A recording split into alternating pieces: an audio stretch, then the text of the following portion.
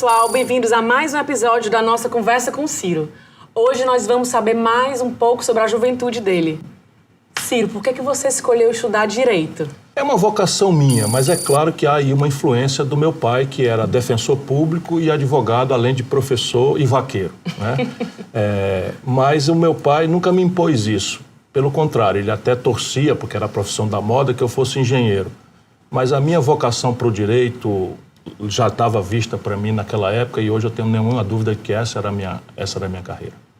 Você participava da política estudantil? Muito, diariamente. Quer dizer, eu nunca descuidei do estudo, sempre tive as melhores notas, tirei o primeiro lugar no vestibular, mas eu achava, francamente, que era preciso restaurar a condição da liberdade, das liberdades do povo brasileiro, da justiça social, pelo período que eu cheguei na universidade. E aí era a militância diariamente. Participei de tudo quanto é de retomada das entidades estudantis que tinham sido fechadas. Cheguei a ser candidato na reabertura da UNE, União Nacional dos Estudantes.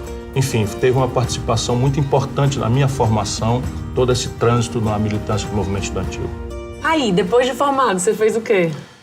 Aí eu fui de ser dublê de professor e advogado e num ida e volta numa ponte terrestre, né, entre Sobral e Fortaleza, porque eu dava aula em Fortaleza e em Sobral, advogava em Sobral. E foi um período muito rico da minha vida, porque a minha primeira turma eu era mais jovem do que todos os alunos. Quantos anos você tinha, desculpa? Eu comecei com 22, 23 anos, eu era professor e advogado, não é? E eu, naquela data, naquela ocasião, eu aprendi que a minha relação com os meus alunos não podia ser baseada naquela coisa careta, tradicional, do professor superior, os alunos têm que obedecer uma hierarquia careta e tal. Não, ali se estabeleceu claramente que a minha relação de confiança tinha que se dar pela franqueza, pela sinceridade, por uma cumplicidade nas angústias, porque muitos desses alunos estudavam de noite, trabalhavam de dia, tinham pouco tempo para se dedicar, e eu fui estabelecendo essa cumplicidade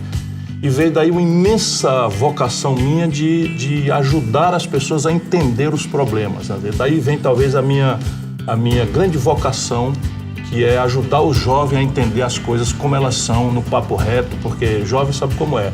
Conversa fiada não resolve. O que resolve é sinceridade, confiança, papo reto, né?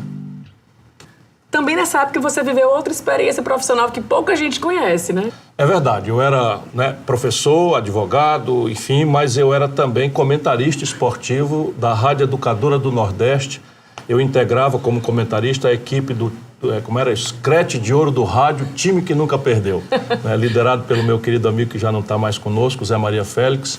E por aí, assim, eu acompanhava o Guarani de Sobral e aí fui tomando uma aproximação ainda mais forte com todos esses elementos da cultura brasileira, né? O futebol, a música, o cinema, a culinária, a natureza. Acho que o Brasil, sabe, não precisava estar passando por esse momento tão sofrido, tão doído, em que essa mistura da vulgaridade do Bolsonaro com as sequelas da Covid, da doença, a notícia da fome explodindo na casa de tanta gente, a gente, acredito, não precisava estar vivendo isso.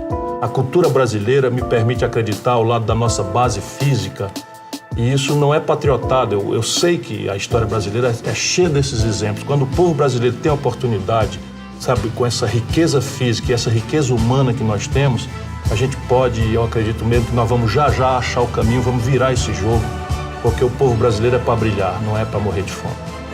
É isso que a gente espera, Ciro.